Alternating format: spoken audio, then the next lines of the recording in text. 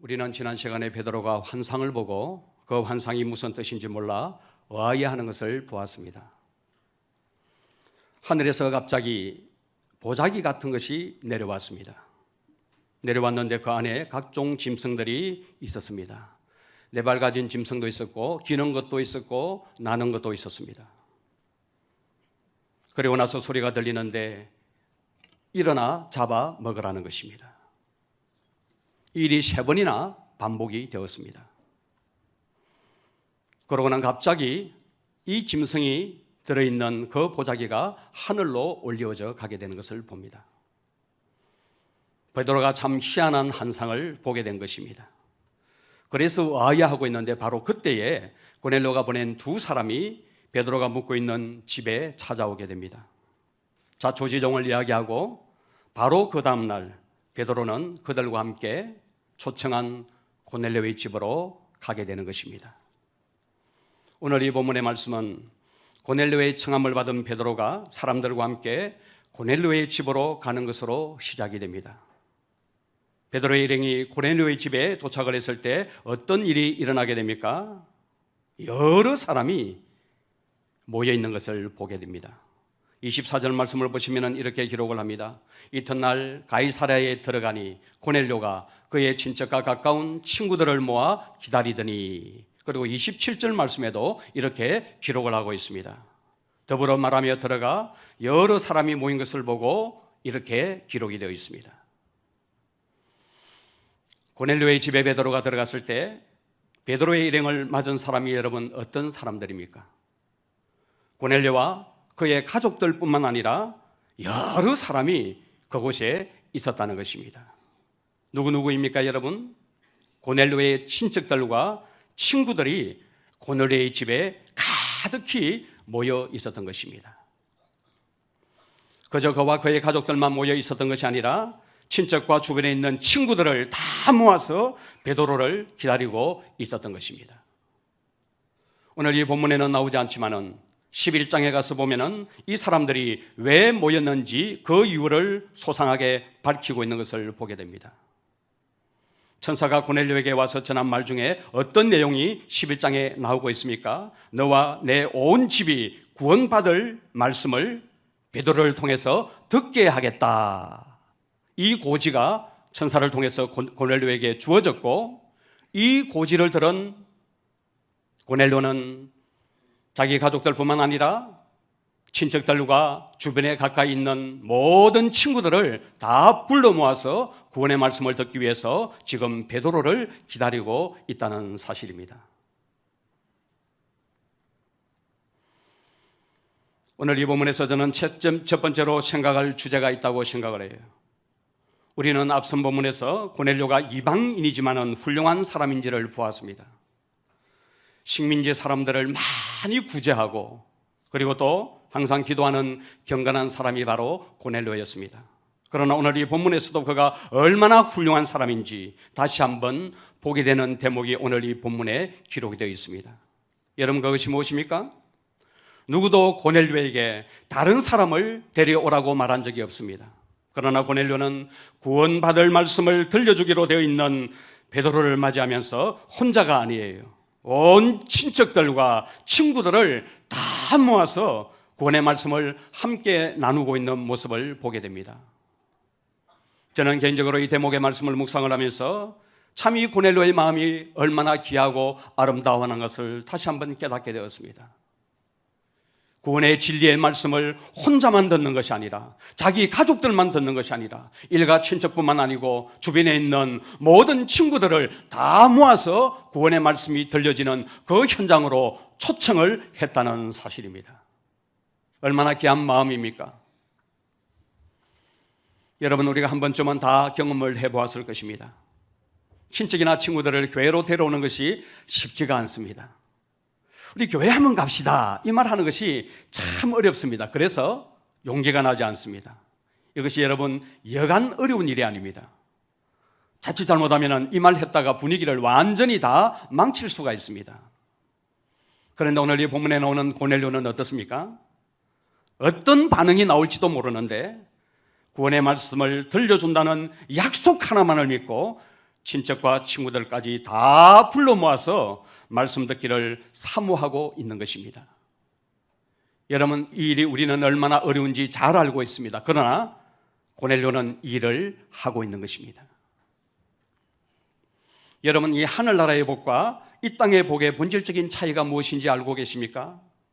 하나님이 주시는 그 신령한 하늘의 복과 은혜, 그리고 이 땅의 복의 본질적인 차이가 무엇일까요, 여러분? 이 땅의 복은 나누면 나눌수록 자기 몫이 작아집니다. 목이 딱 정해져 있기 때문에 복과 귀함을 이 땅에서는 나누면 나눌수록 내 것이 작아지게 되는 것을 경험하게 됩니다. 그래서 누가 끼어드는 것을 좋아하지 않습니다. 선점하고 나면은 다시 빼앗기지 아니하려고 모든 방법을 다 동원해서 그것을 지키려고 하는 것이 세상이 주는 복의 특징입니다. 그러나 여러분, 하늘나라의 복은 그렇지 않습니다. 하늘나라의 복은 나누면 나눌수록 더 커지는 것이 하늘나라의 복의 특징이라는 것입니다. 그래서 하나님의 복을 받고 은혜를 경험한 사람은 이 복과 은혜에 누구든지 함께 동참하기를 간절히 원하는 선한 마음을 가지고 있는 것입니다. 먼저 전도를 받은 안드레가 형을 바라보면서 뭐라고 말합니까? 와서 보라, 그렇게 초청하지 않습니까? 이것이 여러분, 세상 복이 아닌 하늘나라의 복이 주는 굉장히 중요한 특징이라는 사실입니다. 오늘 교례로는 고넬료는 이와 같은 귀한 모습을 우리에게 보여주고 있습니다. 자기에게 허락되어 있는 이 복을 자신과 자식의 가족 안에만 가두어 두지 아니하고 주변에 있는 많은 사람들을 할 수 있는 데까지 모아서 그 복을 함께 나누고 있는 것입니다. 이런 맥락에서 저는 우리 마산유로교회가 주의 은혜와 복을 나누는 성도의 교제가 풍성한 교회로 다시 한번 거듭나는 은혜가 있기를 주님의 이름으로 축원합니다. 지난 우리 맥주 감사주일, 참 은혜스러운 감사주일이었습니다. 간정도 너무나 귀했고요, 그리고 오후 시간에 또 감사 축제의 시간에도 너무나 참 은혜스러웠습니다. 그 중에 참 하나요, 우리 안영애 집사님이 참 귀한 간정으로 그 어려운 자리에서 섬겨주셨어요. 간정 중에 이런 말씀을 하셨습니다. 신앙생활을 같이 시작할 때 순 모임을 통해서 많은 위로와 은혜를 누리게 되었습니다 라고 그렇게 간정을 했습니다. 이렇게 여러분, 주의 은혜는 나누면 나눌수록 풍성해지고 넘치기 때문에 성도의 교제야말로 저는 교회 안에서 가장 영광스럽고 가장 귀한 것이라고 생각을 하는 것입니다.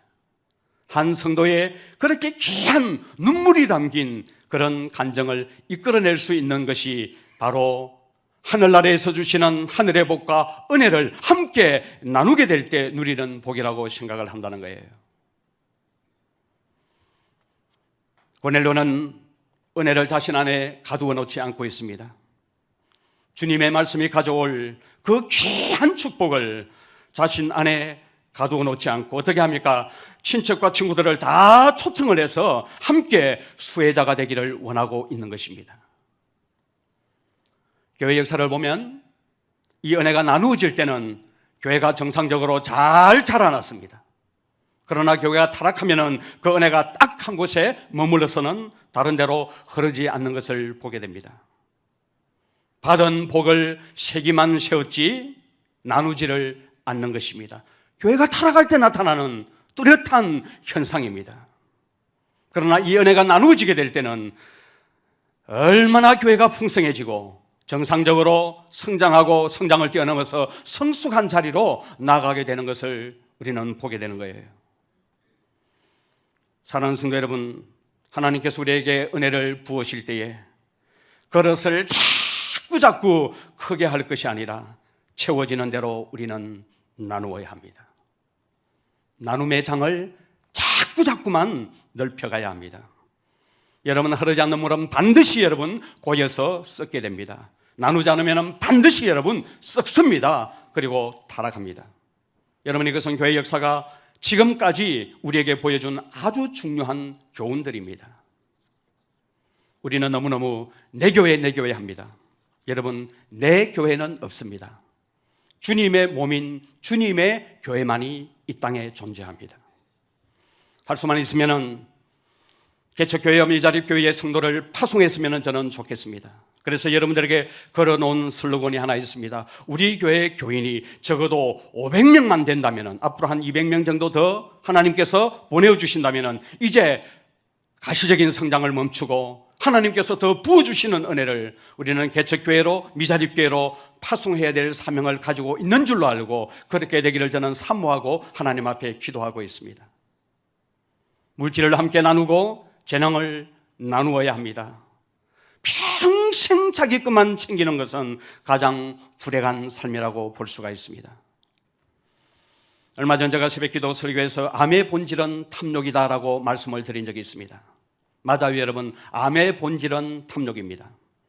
우리 인간의 몸이 유지되기 위해서는 많은 세포들이 일정한 기간 동안에 성장했다가 때가 되면 죽고 그 죽은 그 자리에 새로운 세포가 채워지는 것이, 이런 순환이 계속 일어난다고 합니다. 그런데 이 성장과 죽음을 반복해야 되는 세포들 가운데서 유전자 변이가 일어나서 죽지 않고 끊임없이 자라나는 세포가 있는데 그 세포가 바로 암세포라는 것입니다. 이런 암세포가 여러분 무서운 것이 무엇입니까? 끊임없이 자라기 위해서 다른 세포들이 취해야 할 영양분을 독식을 한다는 것입니다. 이런 독식을 하려는 습성을 가지고 온몸을 돌아다니면서 전이를 일으키는 것입니다. 그래서 여러분 어떻게 됩니까? 이 암세포가 결국은 이 본체, 몸을 죽여버립니다. 본체가 죽으면 자기 그 암세포도 결국은 죽게 되는 것이죠. 그렇기 때문에 암세포의 본질은 바로 탐욕이다. 탐욕은 결국은 죽음을 가져온다는 결론에 도달하게 되는 것입니다. 어리석게도 여러분, 우리가 이 땅을 살아가면서 주님의 한량없는 그 사랑을 받았음에도 불구하고 이 사랑과 하늘의 복을, 하늘의 은혜를 나누지 못하고 이 암세포처럼 독식하려고 하는 습성을 우리는 다 가지고 있다는 사실입니다. 사랑하는 성도 여러분, 우리는 우리에게 무슨 은혜가 주어지게 되면 그것이 무엇이든지 간에 우리 안에 가두어 놓지 않고 나누어서 이 은혜가 더 크고 풍성해지도록 해야 합니다. 은혜는 나누어야 커지게 됩니다. 제발 여러분, 나누는 하나님의 사람들이 되기를 주님의 이름으로 축원합니다. 주님이 주신 것들을 나누고 싶어하는 이런 마음들이 오늘 이 예배를 드리는 여러분들의 심령 속에 넘쳐나기를 주님의 이름으로 축원을 드립니다. 그래서 여러분, 전도도 하고 선교도 하고 구제도 하고 또 할 수 있다면 우리들을 거쳐서 풍성함이 나누어지는 저와 여러분 한 사람 한 사람이 다 축복의 통로로 사용되는 하나님의 은혜 있는 성도가 되기를 주님의 이름으로 축원합니다. 또 우리는 오늘 본문 속에서 고넬료의 귀함을 발견을 합니다. 고넬료가 베드로를 맞는 모습에서 고넬료가 얼마나 하나님의 이 은혜를 사모하고 있는지 모른다는 사실을 발견하게 됩니다. 여러분, 이 베드로가 찾아왔을 때 고넬료가 이 베드로를 어떻게 맞이하고 있습니까? 25절 말씀을 보시면 이렇게 기록합니다. 마침 베드로가 들어올 때에 고넬료가 맞아 발 앞에 엎드려 절하니 라고 기록하고 있습니다. 베드로가 들어올 때 고넬료의 반응이 어땠습니까? 그 발 앞에 바로 엎드려서 절하는 태도와 모습으로 나타나고 있습니다. 고넬료는 베드로가 구원의 말씀을 가지고 오는 줄을 알고 있었기 때문에 베드로가 오는데 어떻게 하고 있습니까? 발 아래 엎드려서 넙죽 절을 하고 있는 것입니다. 여러분, 얼마나 베드로를 간절히 기다렸으며 그가 전해줄 구원의 말씀을 얼마나 사모했는지를 그의 모습에서 우리는 알 수 있는 대목이에요. 저는 이 두 사람의 모습을 보면서 성도와 목회자의 관계를 한번 생각을 해보았습니다. 정말 여러분, 조심스러운 말이지만은 성도들이 목회자를 어떻게 대하라고 본문은 권면하고 있습니까? 목회자의 발 아래 엎드려서 고넬료는 절하고 있습니다. 베드로에 대해서 고넬료는 알고 있는 지식이 무엇입니까? 아무것도 없습니다. 그저 천사를 통해서 구원의 말씀을 대변해 줄 사람으로 베드로를 소개했을 뿐입니다. 그런데 그가 가지고 오는 하나님의 말씀 때문에 오늘 고넬료는 전혀 알지 못하는 베드로를 향해 고개를 숙여서 절하고 있다는 사실입니다. 여러분, 고넬료는 우리가 잘 아는 대로 이탈리아 사람입니다. 그는 지배국의 장교예요, 군인이에요. 권력을 가지고 있는 사람이에요. 베드로는 피지배국의 한 사람에 불과합니다. 어떻게 보면 주인과 종의 관계라고 볼 수가 있습니다. 그럼에도 불구하고 주인이 종에게 엎드려서 넙주절하고 있는 모습을 오늘 성경은 우리에게 보여주고 있습니다. 하나님의 말씀을 가지고 오는 베드로에게 고넬료가 고개 숙여서 절하고 있는 것입니다. 정말 죄송스럽고 외람되지만은 말씀 사역 때문에 그 말씀의 사역자들을 귀히 여기는 훈련들을 우리는 거듭거듭 반복해서 해야 합니다.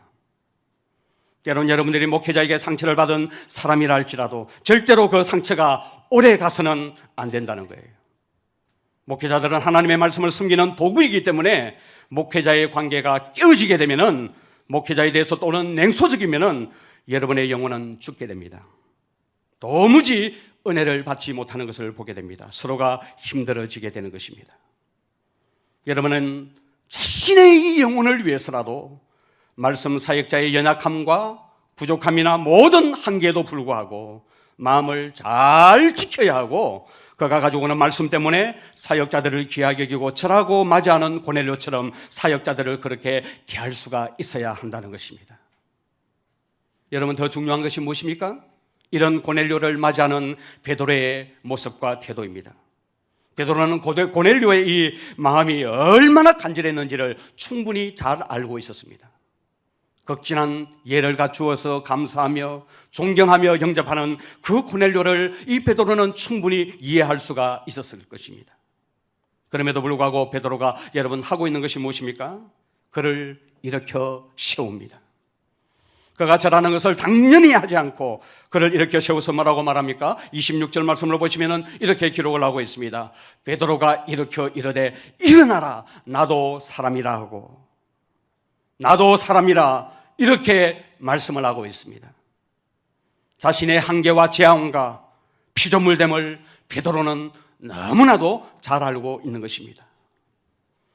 저는 오늘 이런 태도가 성도들이 목회자를 귀히 여기고 존경하고 사랑할 때 취해야 될 태도라고 생각을 합니다.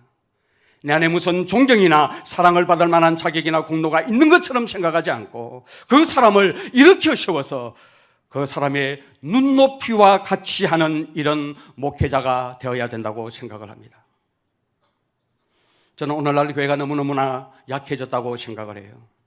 교회 안에 서로가 서로를 귀하게 여기는 정신이 너무나 연약해져 가고 있다는 것을 보면서 참 마음 안타깝게 생각을 합니다. 여러분, 직분이 얼마나 귀한 것입니까? 성경은 분명히 우리에게 말씀합니다. 직분을 사모하라고 말씀하며 그 직분은 곧 선한 일을 사모하는 것이다 라고 말씀하고 있습니다. 여러분의 직분은 다 귀한 직분이에요. 우리는 너무 쉽게 이 귀함을 귀한 것으로 여기지 못할 뿐만 아니라 경시하는 것을 보게 됩니다. 참 불행한 말이지만은 뭐 장로가 어떻고 저떻고 목사가 어떻고 저떻고 하는 말을 너무나 쉽게 하는 세상, 이 시대에서 우리는 살아가고 있습니다. 저는 오늘날 목회자와 성도들 사이에 신뢰가 무너져 있는 것을 보면서 참 마음 아파하는 목사 중에 한 사람입니다. 많은 목사들이 많은 성도들의 마음을 상하게 한 것이 맞습니다. 그래서 성도들의 마음에는 분노와 좌절이 깔려 있는 것이 오늘 교회의 모습입니다. 이것이 우리의 현실이고 이것이 우리의 아픔이지만은, 그러나 우리는 우리가 선자리에서 서로가 해야 할 일을 해야 한다고 생각을 합니다. 성도는 목회자가 가져올 그 말씀 때문에 마음 들여서 감사하고 존경하는 마음을 가져야겠고, 목회자들은 절대로 그러한 것들을 당연하게 받지 않고 내가 얼마나 연약하며 피조물이며 죄인에 불과한지를 인식하고 자기 자리를 잘 지킬 줄 아는 분수를 아는 목회자가 되어야 된다고 생각을 합니다. 그래야 교회 안에 깨트려져 있는 이 관계가 제대로 된 관계로 회복되게 될 줄로 믿습니다. 저는 너무나도 잘 알고 있습니다. 성도들이 주는 그 사랑과 존경에 익숙해지면 그 순간부터 목회자는 타락합니다. 멸망의 길로 달려갑니다. 목회자의 타락은 어디부터 여러분 옵니까? 말씀 때문에 오는 그 모든 영광과 존귀를 어느 순간부터 자기의 것인 양 누리기 시작하면 그때부터 목회자는 타락하게 된다는 것입니다. 베드로가 위대한 주님의 사도고 죽은 사람도 살렸고 설교 한 번으로 수천 명 되는 많은 사람들을 예수님 앞으로 인도한 위대한 하나님의 종이었지만은 오늘 베드로처럼 고넬료를 일으켜 세워서 동등하게 눈을 맞추는 훈련을 우리 목회자들은 거듭거듭 반복해서 해야 한다는 것입니다. 여러분, 교회의 결론은 오직 사람에게 영광이 아닙니다. 목사에게 영광이 아닙니다. 오직 교회의 결론은 하나님께만 영광이 되어야 합니다. 혹이라도 여러분 인간적인 생각이 들어가게 되면 그 공동체는, 그 교회는 죽고 말게 되는 것입니다. 오직 여러분 하나님께만 영광입니다. 목사와 성도의 관계가 이러해야 한다고 오늘 성경은 교훈하고 있습니다. 이런 관계가 흐르는 우리 마산 유로가 되기를 주님의 이름으로 축원을 드립니다. 오늘 이 고넬료의 모습을 바라보면서 베드로가 무슨 이야기를 하고 있습니까? 27절에서 29절 말씀을 보도록 하겠습니다. 27절에서 29절 말씀을 읽어드립니다. 더불어 말하며 들어가 여러 사람이 모인 것을 보고 이르되 유대인으로서 이방인과 교제하며 가까이 하는 것이 위법인 줄 너희도 알거니와 하나님께서 내게 지시하사 아무도 속되다 하거나 깨끗하지 않다 하지 말라 하시기로 부름을 사용하지 아니하고 왔노라. 묻노니 무슨 일로 나를 불렀느냐. 여러분, 베드로는 하나님의 명령을 따라서 고넬료의 집에 왔지만은 여전히 그의 마음속에는 짐 하나가 있었습니다. 그게 여러분 무엇입니까? 유대인으로서 이방인과 교제하는 것이 위법이었다는 사실입니다. 여기서 위법이라는 말은 관습이나 습관을 깨트린다는 말이에요. 하나님의 말씀을 정면적으로 도전하고 어기는 것이 아니고 그 사회가 구조적으로 만들어 놓은 환경과 그 관습과 습관을 깨트린다라고 할 때 이 위법이라는 말을 사용합니다. 그 사회가 여러분 금기시하는 사람들이 있지 않겠습니까? 그 금기시하는 사람들을 넘어섰다는 뜻을 가지고 있는 단어가 바로 위법이라는 단어입니다. 근데 여러분, 지금 베드로가 어떻게 하고 있습니까? 당시 유대 사회에서 뿌리 깊게 내려있는 금기사항과 관습과 습관을 깨트리고 있는 것입니다. 당시 유대 사회에서 유대인과 이방인이 교제하는 것은 위법이라는 그런 관습이 있었습니다. 그런데 베드로는 여러분 어떻게 합니까? 그 금기사항을 깨트리고 하나님이 지시하는 대로 순종하는 것입니다. 주님이 가라고 했기 때문에 사양하지 않고 내가 왔노라 그렇게 고넬료에게 말하고 있는 것입니다. 사랑하는 여러분, 말씀에 여러분 순종하는 것이 무엇입니까? 말씀에 순종하는 것은 1차적으로 보편적으로 가지고 있는 관습과 금기사항을 깨트리는 것입니다. 그런데도 많은 사람들은 그 금기사항을 깨트리지 않습니다. 주저합니다. 대부분의 사람들이 이 사회가 만들어 놓은 너무나도 익숙한 관습과 습관을 따라 살려고 합니다. 이렇게 살아야 여러분 손해가 안 보죠. 이렇게 살아야 눈치 안 보고 편하게 살 수가 있지요. 그렇기 때문에 이 사회가 구조적으로 만들어 놓은 좋지 못하는 악습과 관습과 금기사항을 깨트리지 아니하고 하나님의 말씀에 순종하는 길을 주저하는 모습을 우리는 경험하면서 살아가고 있다는 사실입니다. 오늘 여러분 베드로의 위도함을 보십시오. 금기사항임에도 불구하고 주님의 명령이 분명하게 분별되었기 때문에 너무나도 과감하게 그 금기사항을 깨트리고 순종하고 있는 모습을 보게 됩니다. 여러분, 무엇이 말씀에 순종하는 것입니까? 오랫동안 익숙해져 있는 것들을 깨트리는 것입니다. 여러분들의 삶에 너무나도 익숙하게 자리 잡고 있는 것들을 깨트리는 것이 여러분 말씀에 순종하는 것입니다. 말씀을 여러분 그렇게 많이 들었지만은 왜 여러분들의 삶 속에 그렇게 변화가 느리게 됩니까? 나에게 그렇게 오랫동안 익숙해져 있는 것들을 깨트리지 못하고 있기 때문에 그렇습니다. 그래서 사람들이 잘 바뀌지가 않습니다. 이게 이렇게 어려운 거예요. 목회가 무엇입니까? 라고 저에게 묻는다면 그 질문에 대한 답은 하나입니다. 사람을 바꾸는 것이 목회입니다. 그런데 이게 여간 쉽지가 않습니다. 왜 그렇습니까? 깨트려지려고 하지 않기 때문에 그렇습니다. 여러분들에게 익숙해 있는 것들을 깨트려야 합니다. 왜 그렇습니까? 주님의 인도를 받고 다른 사람들을 제대로 섬기려면 우리에게 깨트려짐이 있어야 하는데 깨트리지 못하면 주님의 인도를 결단코 받을 수가 없고 다른 사람을 섬길 수가 없기 때문에 그렇습니다. 저는 저와 여러분들이 주님의 말씀이 들릴 때마다 나에게 익숙한 것들을 깨트려 놓는 은혜 있는 성도님들이 되기를 간절히 기도합니다. 주님의 말씀이 저와 여러분들의 귓전에 분명히 들렸다면, 그 말씀이 하나님으로부터 온 하나님의 말씀이 분명하게 분별되었다면, 무슨 말씀을 하시든지 그 말씀 앞에 내게 익숙해져 있었던 모든 것들을 다 깨트려 놓아야 그 사람이 성도인 것입니다. 많은 사람들이 이렇게 말하는 것을 저는 듣습니다. 예수를 아무리 믿어도 인간성이 좋아야 돼. 저는 이 말들을 들을 때마다 저는 절망합니다. 여러분, 이게 무슨 말입니까? 예수를 그렇게 오래 믿었는데도 사람이 안 바뀐다는 거예요. 교회 목사고 장로고 권사고 집사 중직자를 가지고, 중직의 직분을 가지고 있는데도 사람이 안 바뀐다는 거예요. 인간성이 더럽다는 거예요. 그래서 믿음 따로, 인간성 따로입니다. 저는 이 말을 들을 때마다 절망합니다. 사람을 본질적으로 치료하고 바꿔놓는 것이 무엇입니까? 복음과 진리의 말씀임에도 불구하고, 그렇게 말씀을 많이 전했고 들었음에도 불구하고 기질이 안 바뀌는 거예요. 10년 전에 그 사람이나 지금의 그 사람이나 똑같은 거예요. 그 기질과 그 인간성을 무덤에까지 가지고 가는 것입니다. 여러분, 왜 안 바뀝니까? 안 깨트리기 때문에 그렇습니다. 하나님의 말씀이 아무리 들려도 깨트리지 않는 것입니다. 저와 여러분들이 이렇게 하면 너무너무 늦어집니다. 깨트려야 합니다. 사회가 만들어 놓은 잘못된 관습과 습관을 깨트려야 하고, 성장하는 과정에서 만들어진 아집과 독성과 상처와 자기 중심성의 이 삶을 깨트려야만이 우리는 하나님의 말씀의 인도를 받을 수가 있고 다른 사람들을 섬기는 진실한 성도가 될 수가 있는 것입니다. 김영란법 때문에 난 가게가 안 된다고 합니다. 난이 잘 팔렸는데, 이때까지는 난 좋은 거는 수십만 원, 수백만 원씩 하지 않습니까? 난 가게가 안 된다고 그래요. 고급 요정이나 술집이 장사가 안 된다고 그래요. 식당도 안 된다고 그래요. 물론 여러분, 선의의 피해도 있겠지만은 이 사회가 구조적으로 뿌리 깊게 내린 악습 하나를 깨트리는 것이 얼마나 어려운지 모릅니다. 그래서 요즘에는 내수시장의 활성화를 위해서 김영란법을 좀 더 재조정할 필요가 있다. 안 그러면 폐기 처분하든지. 그러나 여러분, 깨트려야 합니다. 저와 여러분들은 예수 믿고 호칭만 바뀐 사람은 혹시 아닙니까? 깨트려야 합니다.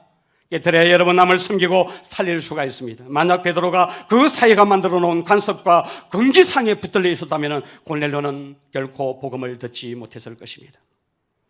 유대인으로서 이방인과 교제하는 것이 위법인 줄 알지만 이것을 깨트리고 하나님의 명령에 순종하여 내가 왔다. 이것 때문에 여러분, 이것이 이방인에게 최초로 복음이 전해지는 단초가 되었다는 사실 여러분 잊어서는 안 되는 것입니다. 자기가 죽고 부인되어야만 그곳에 생명의 역사가 일어나게 되고 그곳에 하나님의 영광이 임하게 됩니다.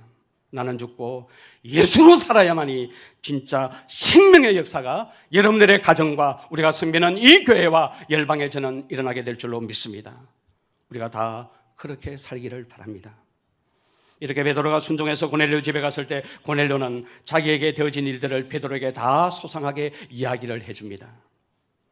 내가 집에서 제9시에 우리나라 시간으로 말하면 오후 3시가 되겠지요. 기도를 하고 있는데 천사가 갑자기 나타나서 내 이름을 부르면서 내 기도와 구제가 하나님 앞에 상달되었다라고 말씀하시고는 그 사람을 요바에 보내어 베드로를 청해 오라고 말하였다는 거예요.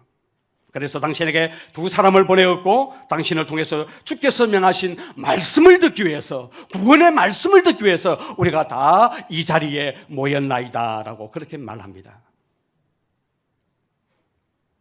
오늘 33절 말씀을 보십시오. 이렇게 기록을 하고 있습니다. 내가 곧 당신에게 사람을 보내었는데 오셨으니 잘하였나이다. 이제 우리는 주께서 당신에게 명하신 모든 것을 듣고자 하여 다 하나님 앞에 있나이다. 여러분, 이 고백이 얼마나 귀한 고백인지 모르겠습니다. 그 구원의 말씀을 듣기 위해서 나뿐만 아니라 가족들과 일가 친척들과 많은 친구들을 모아놓고 다 우리는 지금 하나님 앞에 있나이다 라고 그렇게 고백하고 있습니다. 말씀을 듣는 여러분, 고넬료의 자세가 어떻습니까? 말씀을 가지고 베드로가 왔습니다. 고넬료가 뭐라고 이야기합니까? 우리는 주께서 당신에게 명하신 모든 것을 듣고자 하여 다 하나님 앞에 있나이다 라고 이렇게 말하고 있습니다. 여러분이 고넬료를 한번 보십시오. 당신을 통해서 말씀하실 그 구원의 하나님의 말씀을 듣기 위해서 누구 앞에 있다고 말하고 있습니까? 당신 지금 눈에 보이는 베드로 당신 앞에 서 있다고 말하지 아니하고 바로 하나님 앞에 우리가 다 있나이다라고 말하고 있는 것입니다. 사랑하는 성도 여러분, 오늘 우리는 이 베드로의 고백을 통해서 말씀을 듣는 자세가 무엇인지를 알아야 합니다. 설교자를 통해서 그 사람을 찾아오시는 하나님 앞에 서는 것이 바로 하나님의 말씀을 듣는 자의 자세라는 사실입니다. 사람이 아니라 하나님이시고 하나님의 말씀입니다. 그 사람을 통해서 말씀하시는 하나님 앞에 서 있는 것입니다. 그러면 여러분, 이영진 목사가 설교를 하고 임 목사가 설교를 하고 광 목사가 설교를 할지라도 설교를 듣는 태도는 여러분 똑같아야 합니다. 누구 앞에 서 있기 때문에 그렇습니까? 하나님 앞에 서 있기 때문에 그렇다는 사실입니다.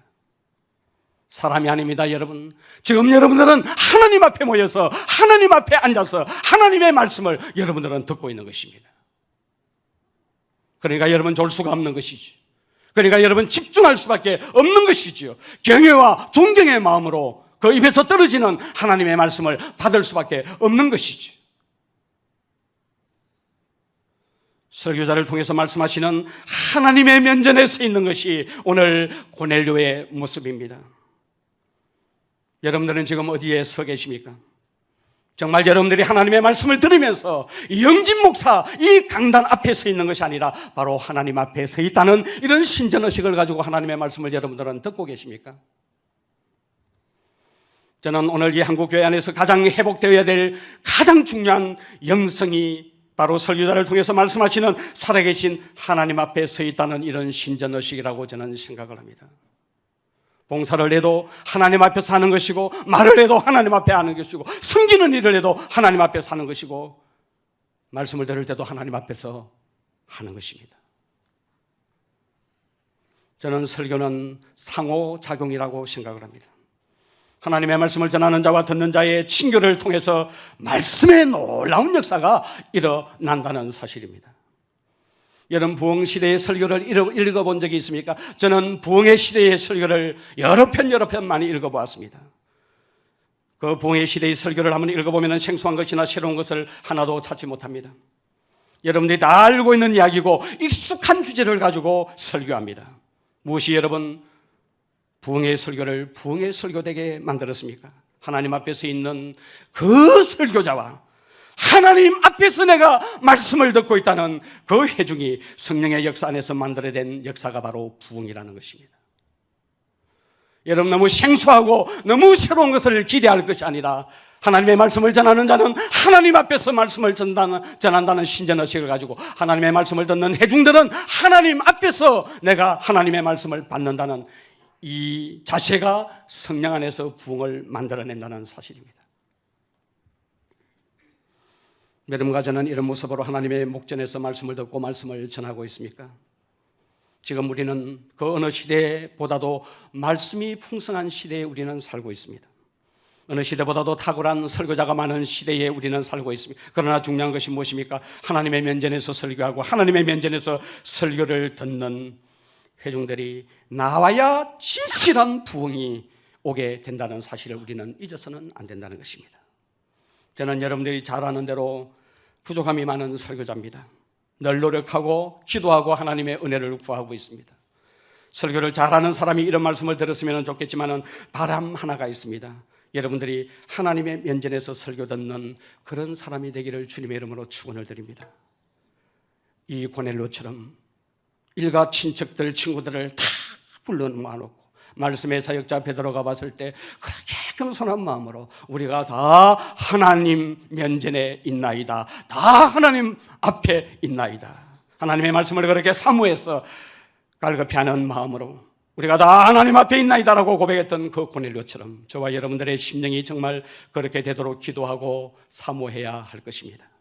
저는 그때에 정말 우리 가운데 참된 부흥의 불씨가 붙게 될 것이라고 믿습니다. 자신을 깨뜨리고 하나님의 앞에 순종한 이 고넬료 같은, 이 베드로 같은 사람, 하나님의 은혜를 그렇게 갈망하여 하나님 앞에 서 있는 그런 이 고넬료 같은 자에게 성령의 기름 부으심이 저는 임하게 될 줄로 믿습니다. 하나님은 다 알고 계십니다. 누가 하나님을 갈망하는지, 누가 자신을 깨뜨리고 하나님께 순종하는지를 하나님은 다 알고 계십니다. 하나님은 하나님의 은혜를 갈망하고 하나님의 뜻대로 살고자 하는 자신을 깨뜨린 사람을 결코 외면하지가 않습니다. 우리가 다음 시간에 보겠지만은 이 설교가 끝나자마자 성령이 물 붓듯이 말씀을 듣는 그 자리에 내려오게 되고 여기저기서 방언이 터지게 되고 성령의 기름 부으심의 역사를 경험하게 되는 것입니다. 내 자신의 깨트림 없이는 옥합은 깨뜨려져야 합니다. 내 자신이 깨뜨려지지 아니하고는 절대로 하나님의 말씀에 순종하여 그리고 그 은혜가 흘러 다른 사람들을 섬기는 이 일에 쓰임받을 수가 없습니다. 자신을 깨뜨린 사람과 참 그 갈급한 심령으로 주님 앞에 나오는 사람을 통해서 하나님은 성령을 통해서 우리에게 역사할 줄로 믿습니다. 이것이 여러분 교회와 성도의 영광이 되는 것입니다. 이런 은혜가 우리 모든 성도님들에게 임하기를 주님의 이름으로 축원을 드립니다. 우리 받은